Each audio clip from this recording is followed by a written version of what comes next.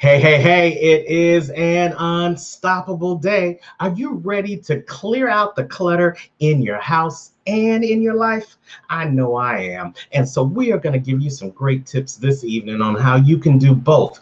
Both clear out the clutter in your physical house as well as your mental and your spiritual house on this episode of the Unstoppable Story Show with Terrence Leftridge. And here we go.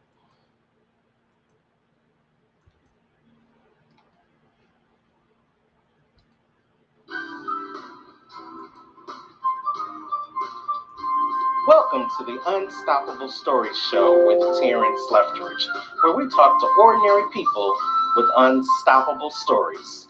Now, here's your host, life accountability coach, Terrence Leftridge. Yes. If it's a Tuesday, you know what it is. It's time for the Unstoppable Story Show. Welcome. Come on in, like and share. Come on in, like and share. We're here for another exciting episode of the Unstoppable Story Show with Terrence Leftridge, where we talk to ordinary people with unstoppable stories. We're going to give you guys a chance to come on in, like and share, start a watch party. Hey, Diamond Queen, thanks for coming in and joining us. Diamond is always on the spot, ready to be inspired, motivated, and educated so that she can take her life to the next level. And that's what we do here on the Unstoppable Story Show. Each and every week, we bring you a scintillating conversation, we bring you great guests, and we bring you a little bit of education and entertainment so that you can make it through your week. So as we shout out to Diamond, we also want to send a shout out to Cindy Joy. Hey, Cindy, thanks for watching. Come on in, like and share. And here's what I really want you guys to do. A couple of things I want you to do real quick. First of all, tell me where you're watching the show from this evening. And then number two, this is what I really want you guys to do. I really would love if you guys would do this. I don't want you to just share this with your friends. I want you to go to your page and I want you to start a what? A watch party. Yes, start a watch party on your page. Because here's what I know. I know that if somebody like you are watching this show, then I know you are unstoppable. And I know that means you have some unstoppable friends too. And they could get some value from this show. And they may not come directly to my page, but they're your friends and they will come to your page as well. So go ahead, you can look at the link right below this feed that's on your page and just click that button that says watch party. Yes, Cindy is following directions. Cindy's joining us from Texas. Hey, welcome in from Texas. Go ahead and click that watch party link and we will be getting started in just a moment. Got a great show on tap for you. You don't want to miss this. It is something that is really near and dear to my heart, especially this year. Because I told you guys, we are in a new decade. It's 2020, y'all, a new decade, which leads for new situations, new locations, new motivations. And we took that leap here in the Leftridge household and we went to a new location, broadcasting live from sunny Florida, South Florida to be exact. But part of that moving to a new location means you got to pack up some things. You got to pack up some things that you use. You got to pack up some things that you don't use. You got to determine what's going to be valuable in your new location or what you're going to have to throw away from your old location. And as we went through the process of doing this move, the one thing I know, the one thing we realized that after 17 years of being in one location, you collect a lot of junk.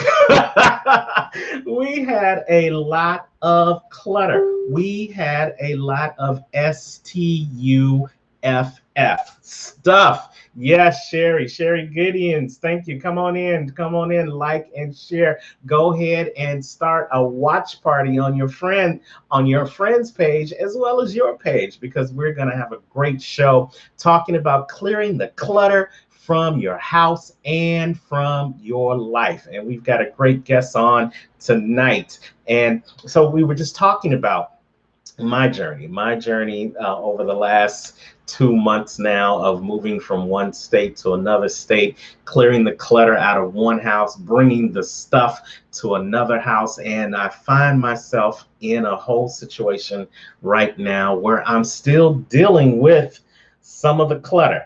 Now, you know what? I'm not going to turn the camera around and show y'all all the clutter that is currently in my office. But what I will do, because I'm being transparent, I'm not just the founder of the Unstoppable Story Show, I am a client. I get as much out of this show as hopefully you guys do each and every week. So let me just pull up a real quick picture so I can show you some of the clutter that exists in the Unstoppable Story Show offices right now. There you go. Now look real quick because I ain't gonna leave it up there real soon. Look, look, look, look, look, look, look, look. Okay, it's gone. There you go. So as we continue on the Unstoppable Story Show, I know firsthand what it's like to have a lot of clutter.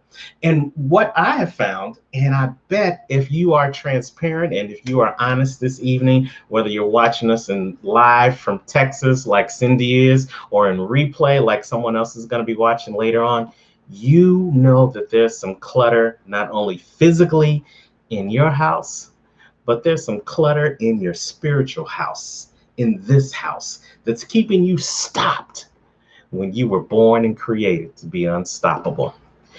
And one thing we're going to talk about tonight is that our guest is going to let you know that clutter is nothing more than a postponed decision.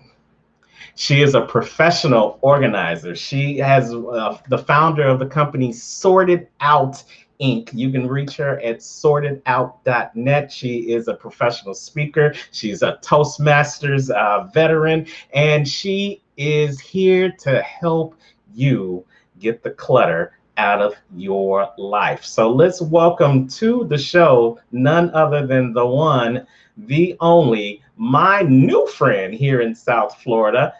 She goes by the great name of Marsha Sims. Hey, Marsha, how are you? Hey, how you doing? So glad to be here this afternoon.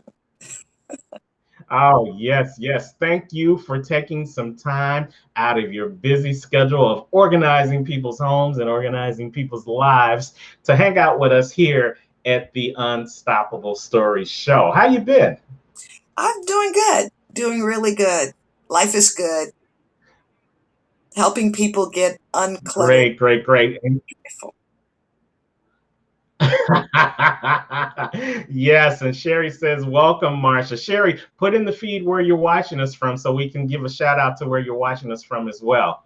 As we continue with my good friend Marsha Sims. Now, Marsha, I don't like reading bios here on the Unstoppable Story Show because I can never do them as much of and give you as much kudos and do them as much justice as the person that we bring on the show. So as you are our esteemed guest this evening, Marsha, why don't you take a couple of seconds and introduce yourself to the Unstoppable Story Show audience and tell them a little bit about who you are and what you do. My pleasure. So, I have a confession to make. I am my nightmare client. I started out 25, 30 years ago not knowing how to do this organizing thing. And I always wanted to know when my kids were little, I always wanted to figure out like how do people have houses that look nice all the time? Like anytime you knock on the door, everything is in the right place. And my house wasn't like that. I had three little kids. They each, kids have stuff. And they had all this stuff and my house was messy and I didn't know how to fix it and I wanted to learn how to fix it. And I would read books and I would read articles. Just about every women's magazine in the grocery store has an article about how to get organized. how to organize your papers, how to organize your books, how to organize your closet, how to have the kind of life so that everything looks nice. And I could not figure that out. So I learned it. I started learning it, and now I teach it. And that's my story, kind of in a nutshell. Um, I am That Go ahead. Go ahead. I am of the opinion that organizers come from two camps. There are those people who were, as we like to say in the industry, born organized, and they just kind of know where stuff goes. I don't know how they know it, but they just kind of know it. And, Uh-huh. and then there are those of us who learned it and we teach it. And in my personal opinion, because I learned it, I can teach it and I can know why things are the way they are, how they got that way, but I can lead people through the path of getting unstuck or uncluttered, as we I call it.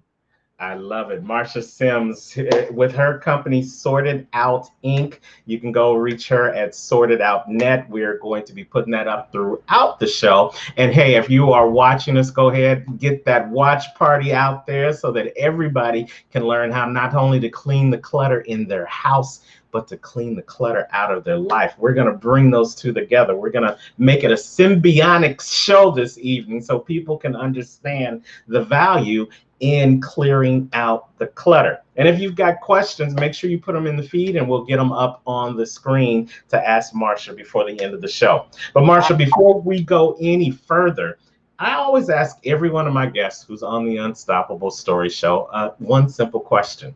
It's right there in the title, it's right there behind me. When you see the word or hear the word unstoppable, what does that mean to you? That means that I can be determined and nobody can stop me from moving forward and reaching the goal that I set out to reach. When I'm with clients, I am absolutely unstoppable because there's no option. The work has to get done, but it has to get done their way, the way they want it, because it's their special day. And when I teach my online classes, which I do now, I have people really in like almost like in a lot of places around the world. When I teach my classes, my students become unstoppable because I give them the courage and the know-how and they come with the desire without the know-how. I give them the know-how, we pair that, and then they become unstoppable so they can reach their goals. I love it. So let me ask you this. In working with your clients, I'm sure this comes up all the time, but what stops people from clearing the clutter out of their own homes? Well, there are a lot of things. Sometimes what stops people is they think they don't know how to do it. And sometimes what stops people is they think they know how to do it, but they keep trying and it just you never get to the end. So I like to think that people fit in one of three camps. I guess I'll use that word again, in that some people have trouble in the beginning, like they can't break the ice, they can't make themselves get started. And so for those people, they need techniques to help them to just get started, and they need to know how to set the goal and how to draw the schematic of their house or how to make a decision about what they want to accomplish. But then some people have trouble in what I call during, meaning they can get started and they run forward and then they get overwhelmed in the middle and they get stuck and they don't know what to do next. So they get stuck during the process. And then there are people who can get almost to the end and they just can't close it out. It's kind of like I like to equate it to losing the last 5 pounds. Like Mhm. I've been on a diet for like, I don't know, 35 years. And and I get almost there and I can't get the last 5 pounds. So I keep at it. And I have people like that. They've been trying to get organized for a lifetime because it can be a lifetime journey if you don't set a goal properly that you can accomplish. So I try to determine what stage people are in before we get started. And I I also want to say to your audience, I love answering questions. It's so much easier for me to answer a question Then Yes, pick up what I think you want to hear. So please ask. I got you. And you know what? It's what you just talked about. It sounds like you're not really talking about the things that stop you from clearing out your house. It's the things that also stop you in your life. And Abs- I like to use this analogy. What you do in one part of your life, you'll do in another part. And Yes. but conversely, what you don't do in one part of your life will also show up as you not doing it in other parts of your life. So Abs- do you see the parallel between people who have a cluttered house and people who have cluttered lives? Yes, but it doesn't match up the way you think it would. So, for Mhm, example, some people can be perfectly organized at work, but at home they're a mess. Some people mhm. can be a disaster at work, but at home everything is totally in order. Some people are a disaster but in both, and some people are neat in both. So it really depends on you and how you process things. So to me, clutter is not physical. It's not just physical. It shows up as physical. And people assume that I'm coming to work on their physical clutter. But the truth is, clutter is up here. And so sometimes clutter comes from fear. Sometimes clutter comes from depression. Sometimes clutter comes from abuse. Sometimes clutter comes from addiction. Sometimes clutter comes from a situation like the hurricane that we had here, Hurricane Andrew. Some people are still traumatized here in South Florida.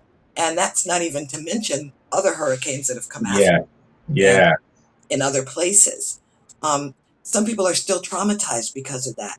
Some people go through a really bad situation and they can't get beyond it. So clutter doesn't just mean that you don't have it together. Sometimes clutter means something happened in your life. Sometimes clutter is emotional. You're afraid of something. hmm, I equate an excessive amount of clutter, sort of approaching the hoarding spectrum, as an emotional problem, the same way sometimes obesity is an emotional problem, the same way sometimes being addicted to a substance it is an emotional problem. So it's more to it than just too much stuff. Although, absolutely. to be fair, too much stuff is kind of the bottom line, you know. So Yeah, and sometimes too much stuff can be not only the symptom of the problem, it can be the after effect of absolutely. the problem. And I love how you were able to clarify that. We're talking with Marsha Sims here on the Unstoppable Stories Show, and we're going to help you get the clutter not only out of your physical house, but out of your life as well. And I love how you say in your bio that the clutter is just a postponed decision. Let's let put some breath, put some air under that, and let that breathe a little bit, and explain what do you mean by clutter is just a postponed decision. Okay, so everything that you have that is in the wrong place is simply a decision that you have not yet made about where it should go. So let's take, for example, physical, like you have a table full of stuff and you need to clean it off. Everything that's on that table is there because you have not, either you haven't made the decision to put it away yet, or you don't know where things go. The biggest question I get asked is, where should this go? And the answer to that question is another question, like, if everything was in the right place in your home, where would that item live? Or why do you have four of the same thing? Or why do you have something that you're not going to use? It's because you haven't made the decision. I had a bread maker one time that I had for about 15 years and never ever used it. But I wouldn't throw it away because someone had borrowed it and they lost the directions, and I was angry that they lost the directions to my bread maker, and I wouldn't. And sometimes that's what happens. So once I said, okay, I don't want it, I don't need it, I can't use it, I don't have the direction. It represented something way beyond the bread maker. And that's what Mhm. also happens. Things represent something else. I got a gorgeous sweater one time from a client.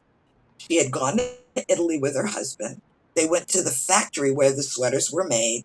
Her husband bought her the sweater, but she was so angry with him and had been so angry with him, she wouldn't wear it. So she gave it to me. See, it wasn't about the sweater, it was about the relationship. That's with stuff. But then there's also papers. Papers are an entirely different category of things that we keep too much of that turn into clutter. The question about paper is people ask me, like, they'll say, I don't know what to do with all that paper. I don't, it keeps coming in. Where does it go? I can't handle it that fast. Do I file it? Do I throw it away? Do I need to shred things I don't want? It's all back to decisions. Where should you file something? You should file it where you're going to look for it next time you need it. So then the question is, are you ever going to look for it? I have clients who've told me I keep every receipt because I might want to look next year to see how much I spent. And so my question is, have you ever done that? And they always say no. No. So then I'll say you really only need to keep papers that have tax consequences or receipts for things that you may want to return. So it depends on why you're keeping it, and that question has to be answered before you can know where it goes or what you want to do with it. When I, paper comes in, you have to make yet a decision. Is this a paper that you're going to file, that you need to file away for future reference, that you don't need right now? For example, an insurance policy. Hopefully you'll never need it, because if you need your insurance policy, that means you have a problem. right. But if you do need it, you need to be able to put your hands on it. It needs to be in what I like to call a findable format. So you need to think about that when the insurance policy comes in. Where are you going to look for it if you have a crisis? I But got you. then what about papers, right? What about papers that come in that just require action? You don't really need to file them, or at least you need to do an action before you file it. Everything that needs to be paid that you're going to pay fits in that category. It fits in the category of I need to act on it first. So it doesn't go with the papers that need to be filed. It needs to go with papers that require action. But then there are papers that are just flyers for things you have no intention of buying.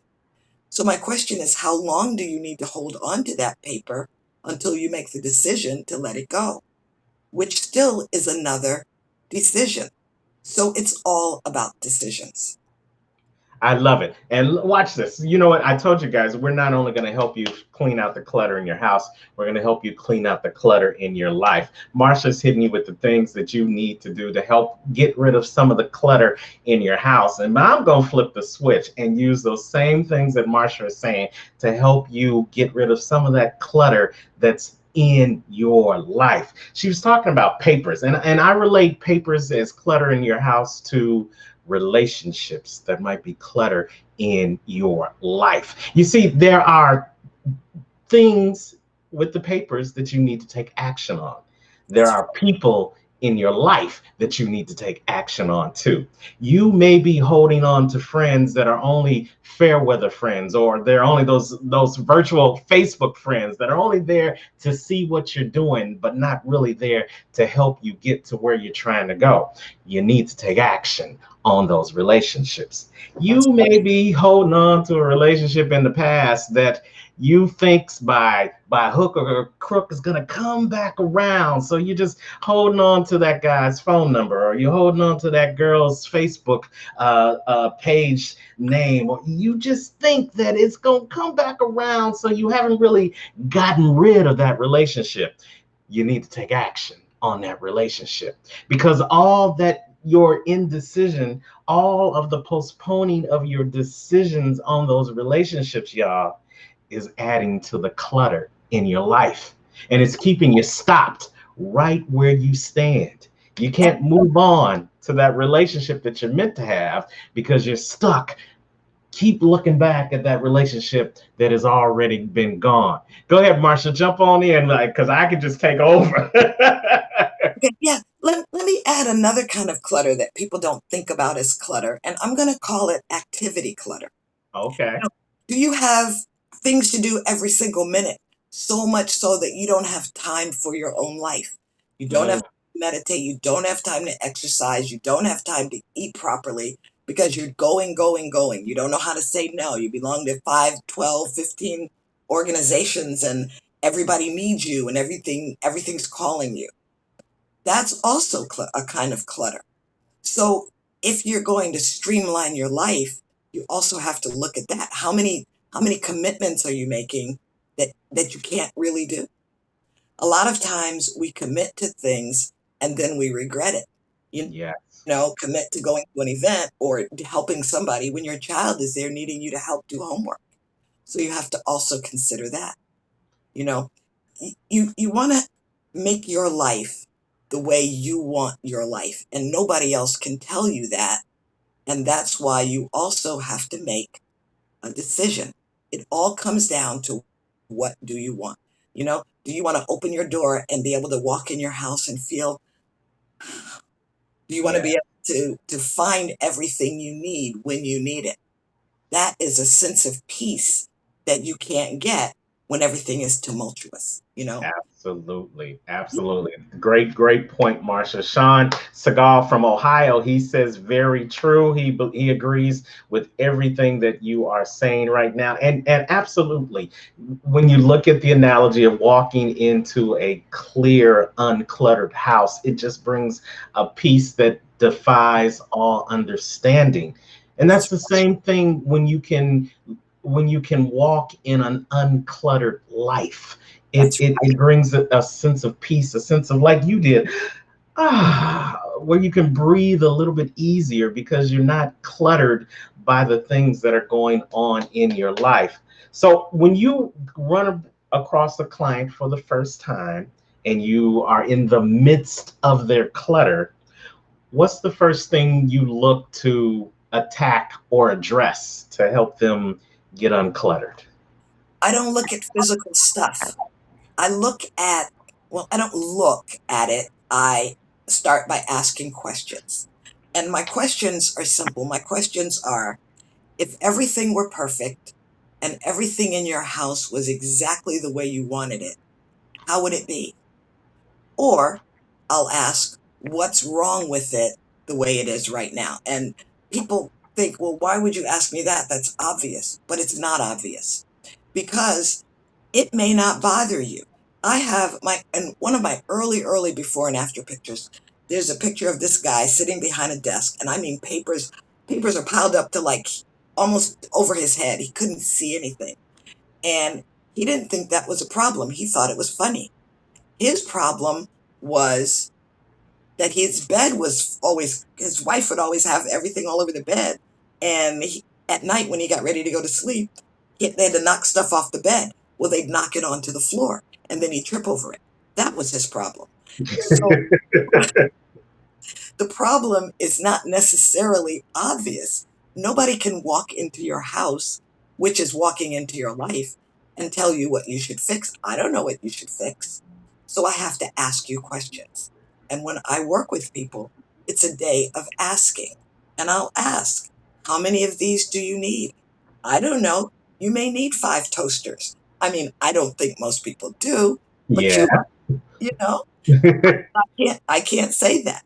You may need, I had a client one time. We were going through stacks of papers. And she had an old, torn down, ratty, beat up notebook that I thought, surely this is trash. That's what I thought because I didn't know. So what I would do with clients is I would put things where I would kind of pre-pile things. So if I think this is trash, I would put it in a pile for you to look at. If I think it's something you might want to file, I'll put it in a pile. So I would hand my clients small stacks for them to make a decision. And the throwaway pile, I would hand them intermittently because that's more mentally restful if you can go through a stack of things you don't want. So I would kind of pre-stack things. And I asked her about this notebook. I thought, surely this is trash. And she said, oh, she's an editor right now. She said, oh, I have to keep that because when I was a little girl, I used to write stories in this notebook and I used to read them to my grandmother. And that's why I'm a writer right now. And Oh, I said, you have to keep this. So nobody can come from the outside and make those decisions. You have to be able to know this is important to me. This is not important to me. There are things I've thought people should keep, and they'll say, ah, that's junk, get rid of it. There are things that I would keep if it was mine in my house, but I've had clients who are so wealthy, those things that for me would be something like, wow, I'd never pay $800 for a bowl. And they're like, ah, I don't want it, get rid of it. But then there are things that I think are junk, like plastic silverware and plastic cups, because they're unhealthy, because generally they have that coating on that's unhealthy that I don't mhm. think we use. But people say, no, I like to have plastic cups because then when my grandkids come over, they're not going to break them. And Right. I can't make that decision. So I don't look around to see what you should throw away. What I do is I ask you about your life, and then you tell me about your life, and then together we make a decision about how you want your life to be, and then together we make the decision about how we approach the things that are bothering you. So it's a very individualized, personalized set of questions that have to do with you and what you're looking to do with your life. It's not up to me. I don't care. I'm going to go home. You know, Hmm. I had a client one time who owned a mansion.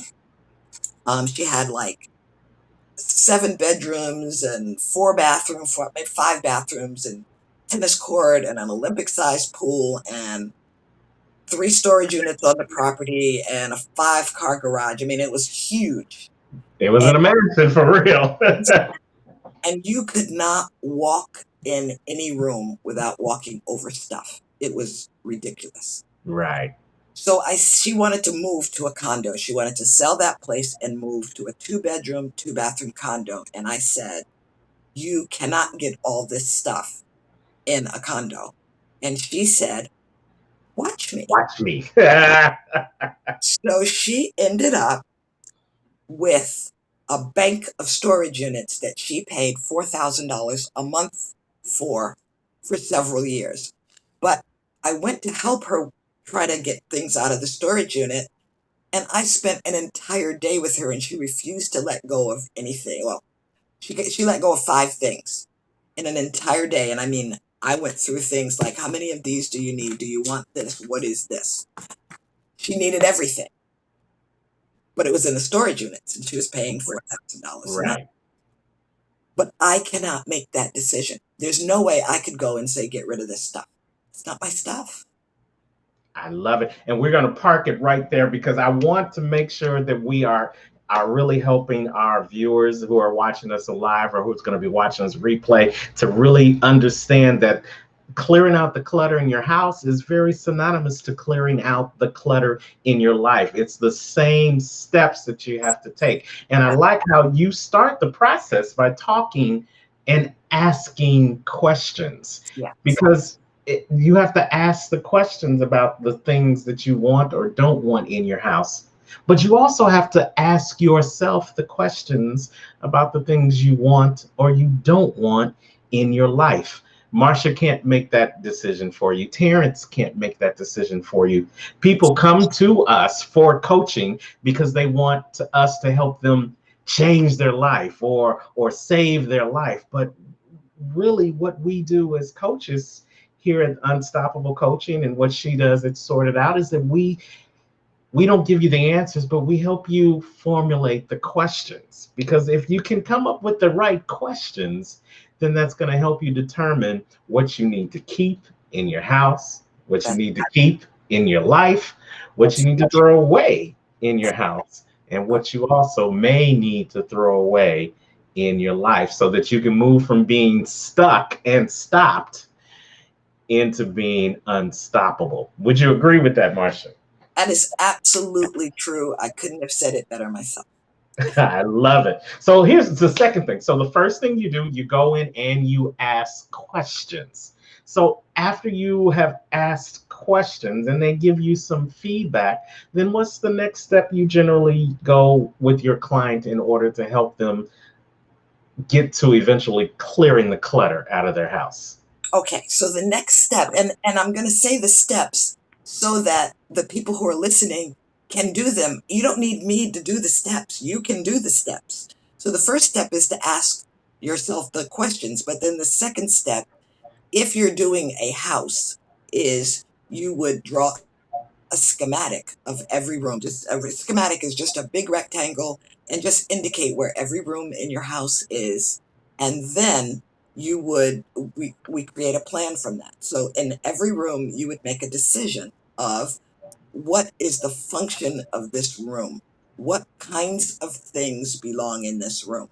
So for example, in your living room, maybe you listen to music. So maybe that's where things that have to do with music would be. Long time ago, that would be where you'd put your CDs, but I don't know if people even use CDs anymore. But that's where you would put whatever you're going to use to listen to music. That's where you put Alexa. Yeah, right. Okay. Let's say in your bedroom. Generally, people keep their clothes in a closet in the bedroom, so that's where they should be. They shouldn't be strewn about your house. Shoes would go in a closet generally. If you have a bookshelf, that's where books belong. Books belong on a bookshelf, period. Nothing belongs on the floor. And I'm going to tell you the big secret of organizing. No one else will tell you this. The secret is surfaces. If you look in a magazine, like any magazine at the checkout stand at a grocery store, what is conspicuously missing is stuff sitting on stuff. Like how we have stuff on our tables or stuff Mhm. on chairs or in a magazine, you don't see that. When you walk into a hotel room, what makes the hotel room so restful and peaceful is there's no stuff, all that little stuff all over the place. So as you clear surfaces, you feel better, you feel more organized. So we start by drawing a schematic of where things belong, and then we start the process of clearing off surfaces. So we start with wherever you want to start. If you want to start on a table, great. You want to start in a living room on a sofa, great. You want to start in a bedroom off your dressers and your beds, fine, great. You want to start in a bathroom on bathroom counters? See, it doesn't matter, but we start with surfaces. Once a surface is cleaned off, the room feels better, it looks better, and you know where everything goes because you've made the schematic, which is your decisions in advance. And then once all your surfaces are cleared off, the goal is to keep them cleared off while you do your undersurfaces, meaning in your cabinets, in your pantries, in your drawers, and things like that. So, but we start by clearing surfaces. And the floor, Clearing surfaces. I right? love it. Marsha Sims is dropping some nuggets here on the Unstoppable Story Show. We're on to tip two. Tip one was to make sure that you ask the questions. Yeah, Ask the questions that are pertinent to helping you clear the clutter in your house, as well as clearing the clutter out of your life. And then number two, I love how she put it out here, and I'm going to refresh it, yeah. I'm going to rewind it for the life part because she said the second step in clearing the clutter out of your house is to draw a schematic and make a plan. And you know what the greatest book ever created, in my opinion, says? Write the vision, make it that's plain. And that's just like you do it with your house, just like you make a plan on how you're going to clear the clutter out of your house. You got to make a plan on how you're going to clear the clutter out of your life. And the clutter begins up here. Marsha said it earlier in the show. too many times we got so much clutter going on inside our head. There was a book out about 5, 6 years ago. Men are from Mars, women are from Venus, and it talked about the spaghetti and the waffle. Are you familiar with this story, Marsha? The spaghetti and the waffle? Oh yes. So they said that men are like waffles. We compartmentalize everything. We've got milk crates for this emotion and milk crates for that emotion, and we put this in this waffle square, and we put this in this waffle square. But women are like spaghetti. They have everything simmering all around in the same pot, in the same soup. But in both cases, whether it's the man with his waffle or the woman with his spaghetti, we got so much going on up here that we can't get our life clear. Right. And that keeps us stuck. And that keeps us stopped when we were created to be unstoppable. But Marsha just gave you the step two.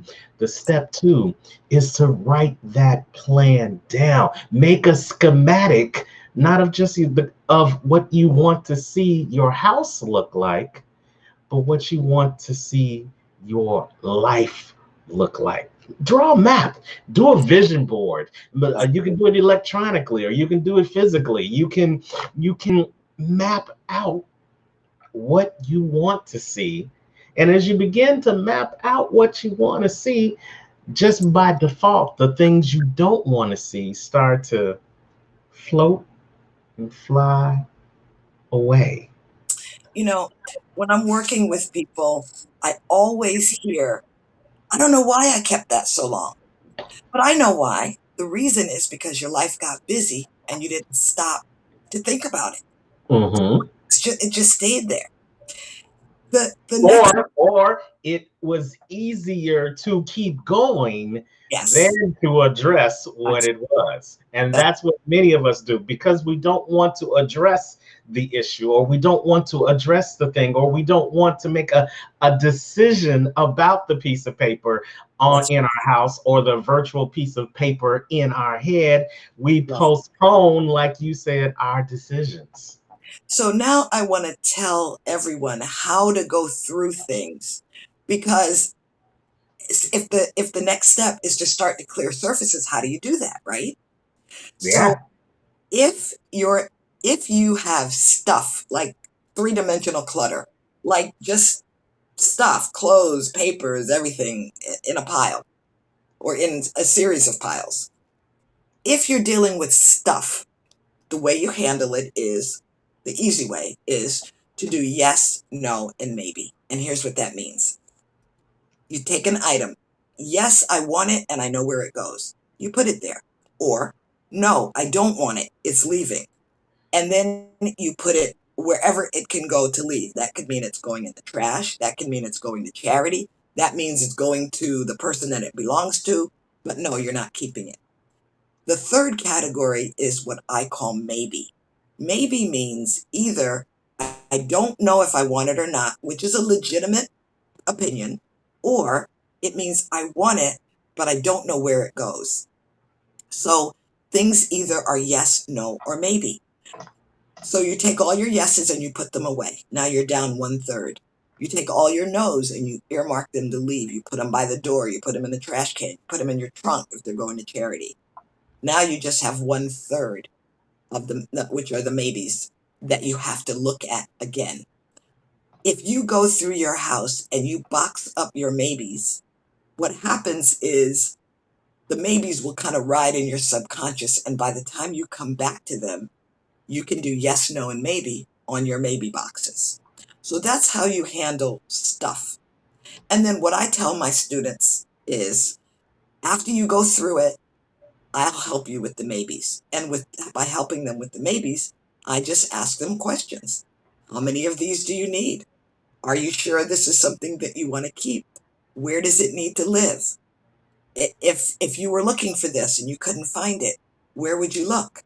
So I have a series of questions that I ask to help you get through the maybes. But then suppose your clutter is paper. How do you handle that? Well, I have what I call a fast filing system or fast paper management system. And I use FAST as an acronym. Okay. FASNT. F stands for it needs to be filed away for future reference. A stands for it requires action.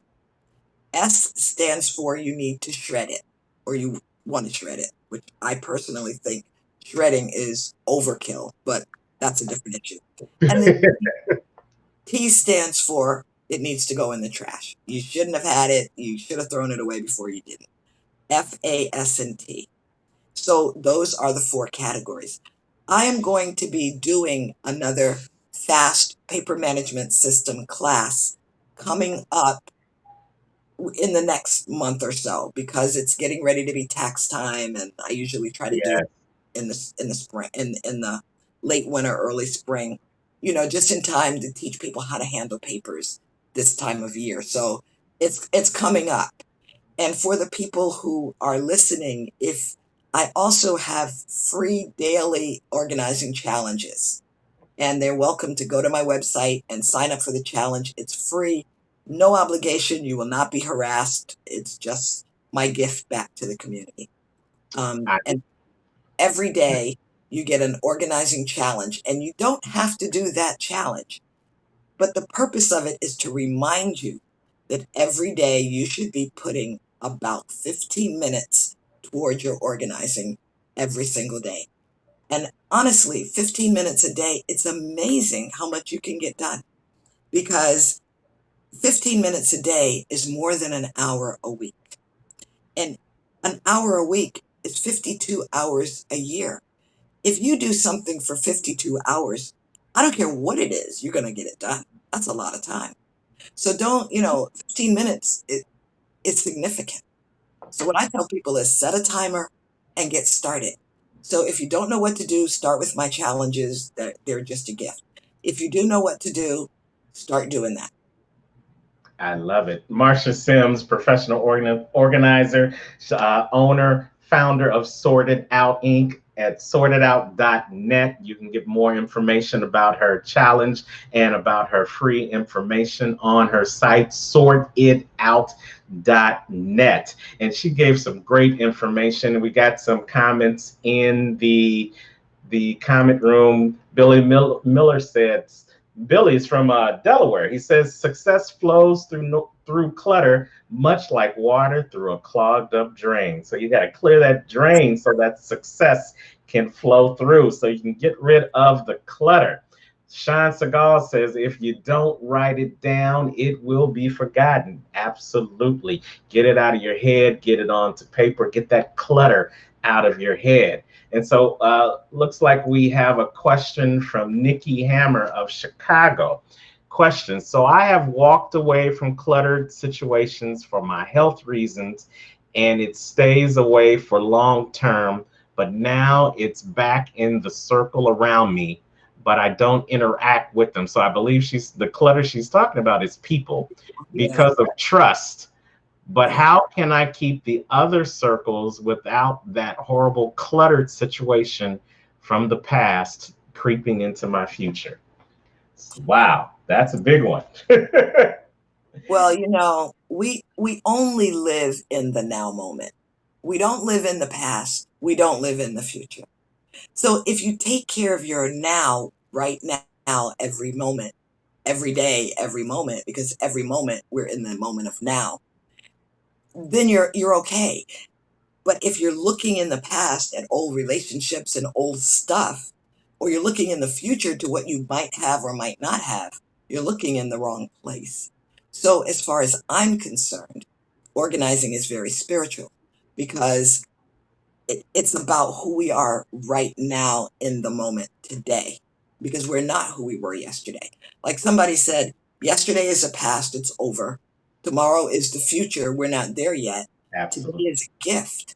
That's why they call it Call it the present. present. That's right. Absolutely, absolutely. And I want to add on to that is that not only do we have physical clutter, but we have clutter called our story.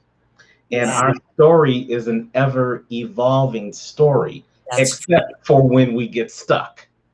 And right. here's what I mean by that. Our story doesn't have a chance to move forward if we continue to read the pages of our past. That's right. Now, You may have the same person in your past, your present, and in your future, but the relationship of that person from your past should evolve to the relationship that you have in your present and evolve even again to the relationship that you have in the future. The common denominator in all three of those things, Nikki, is you. It's your story. That person can continue to find themselves in your new circles and in your future circles, but you get to choose how they fit in that circle. Have you ever heard of trying to put a square peg in a round hole? It just doesn't fit. You have to choose all the relationships that you have in your life, whether you want them to be for a reason, for a season, or for a lifetime. You Absolutely. get to choose that. And once you make the choice of how you are going to deal with the people that you allow into your circles versus the people that keep try to be hanging around in your circles. Because here's the thing, when you had them inside of your circle, they were of value, but they didn't know how to treat the value that was your circle. So you kicked them out your circle. But what do people do when you kick them out your circle? They realize what they had once they were in the circle, and now they want to be around the circle, but you still have control over the circle. So no matter what your how your circles change, you make the decisions on how the people you allow in your circles, you allow to hang outside your circles, or the ones that you just tell them you're not allowed even in my atmosphere. When you make that choice, then you take the power away from them in those uncomfortable situations, and you get that cluttered atmosphere out of your life. Right. Let's That's see. very good. Let's see. Cindy Joy has a question. What about the stuff you inherited from people that have passed away or that you miss? That's Ooh, an excellent question, and I get that one a lot. So the thing you have to think about is, how do you want to live in your home? I've had clients who've had two pianos in their home because one was inherited. I've had clients who have two living rooms full of furniture in their homes because somebody passed on and they acquired or inherited the other furniture. So when you get something, you have to really think about, would this person want your house to be unmanageable because of their stuff? They had it, they enjoyed it, they used it. If you have the opportunity to choose things that would enhance your life that you want, that are meaningful about that person, then those are the things you should keep, but not everything.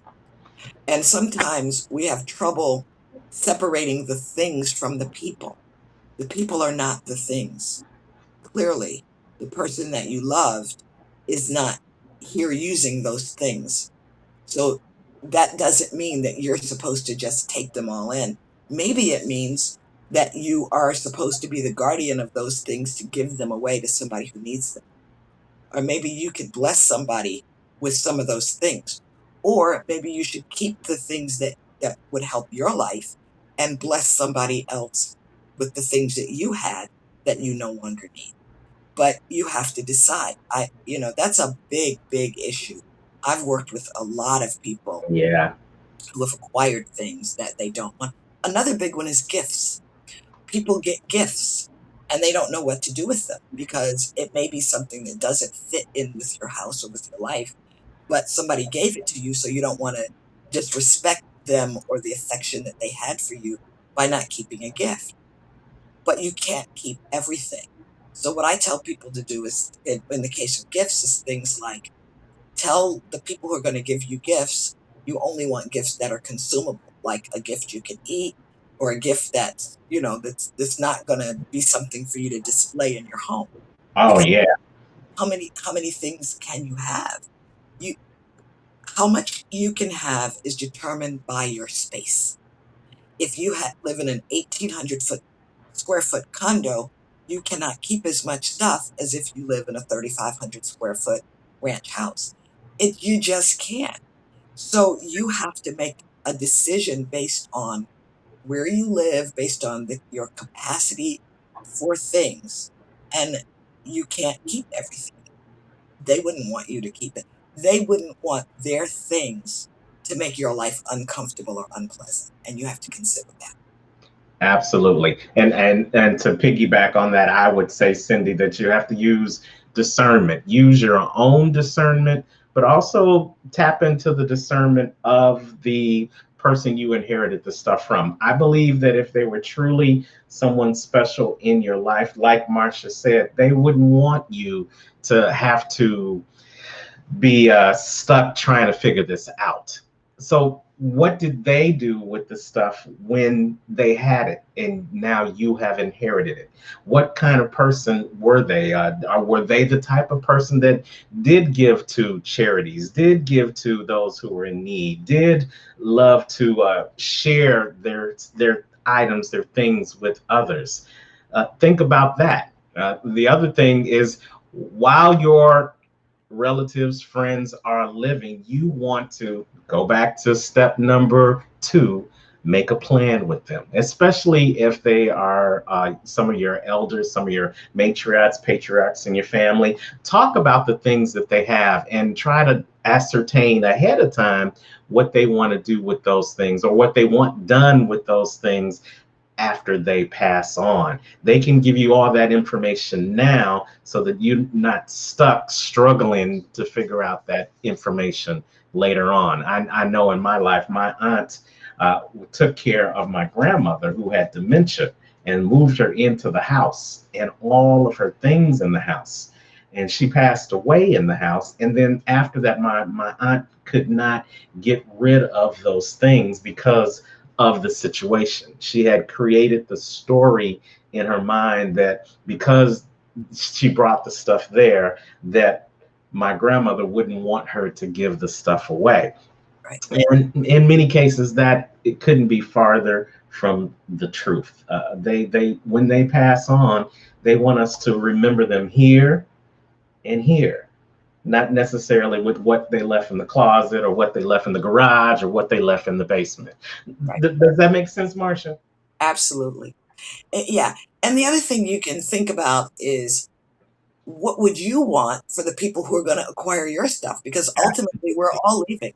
Ultimately. Ultimately. So what do you want other people to do? How do you want them to feel about your stuff? And then you can decide that that person feels that way about your stuff. And the bottom line is, it's all just stuff. I love it. And that is a great way to end our show. We could talk about this for hours on end, but that is a great point. The bottom line, whether you are talking about the clutter in your house or if you're talking about the clutter in your life, it's all stuff. Just And stuff. if you ask the right questions, if you make a schematic, make a plan, and if you go through the process of clearing the surfaces with the yes, the no, or the maybe, you'll find yourself no longer being stuck, whether it's with the clutter in your house or the clutter in your head, but you'll be on your way to living an unstoppable life in a beautiful house. Marsha, go ahead. I want to say one more thing. Feel free to put my phone number on there. For your audience, if they have a question, I invite people to call me and ask me a question. I don't mind. There's no charge. Absolutely. As we put the website up on the screen, you can definitely check Marsha Sims out on her website at sortedout.net. And she is willing to give out her phone number. So go ahead. What's the phone number? We'll put it up on the screen. Area code 305 467 8564. So that is area code 305 487 No, 8. no, 467. I typed it better than I can read it. 8564 305 467 8564, or reach her on her website at sortedout.net. That's Marsha Sims. Marsha, thank you so much for joining us here on the Unstoppable Story Show and helping us to clear the clutter out of our house and our life. You got any? Why don't you mention again the upcoming event that you have coming up in the next month that we want them to definitely be a part of? Yes, I'm going to be doing a paper management class. And if you're on my list, if you're on the 5-minute organizing challenge, if you're on that already, you'll get the notice. And if you're not on that, send me an email and I'll be happy to tell you when it's going to start. We just decided today that we're going to do it. And I would like to spell the way sort it out is spelled because it sounds like sort it out and it's not. It's sort, SORTITOUT.net. And we like to think of it as a safety net. Absolutely. I love it. Well, once again, thank you so much, Marsha, for joining us here on the Unstoppable Stories Show, where we talk to ordinary people with unstoppable stories. And that's it, you guys. That is a wrap. We thank you guys so much for joining us. We thank you for tuning in from Texas, from Wilmington, North Carolina, from Arizona. Those of you who watched us live, we appreciate you. Those who are going to watch us on the replay, we appreciate you as well. Just leave you with this unstoppable thought for the week. You know what? We all have clutter in our life, but we all have the choice of what we do with that clutter. We can postpone the decision and let it fill up, and then we can't find our way. Or we can take action right now. We can make a plan, we can clear the surfaces, and we can learn how to put things in their proper place, whether it's your house or whether it's your life. That's going to help you move from being stuck into being unstoppable. And why would you ever settle for less when you can be unstoppable? I hope you guys enjoyed the show. And hey, Marsha was a guest on our show, but if you want to be a guest on our show, you just do what Marsha did. You reach out to us here at the Unstoppable Story Show and tell us your unstoppable story. And who knows, you could be sitting where Marsha's sitting. How do you do that? You say, Coach T? Well, you just reach out to us at info@unstoppablecoaching.com. Send us one or two paragraphs about your unstoppable story. And hey, who knows, you too may be the next guest on the Unstoppable Story Show, where we talk to ordinary people with unstoppable stories. And you know what I say, wherever you are in the world today, don't just make it a great day. Go out, clear the clutter out of your house and out of your life, and make it an unstoppable day. Take care.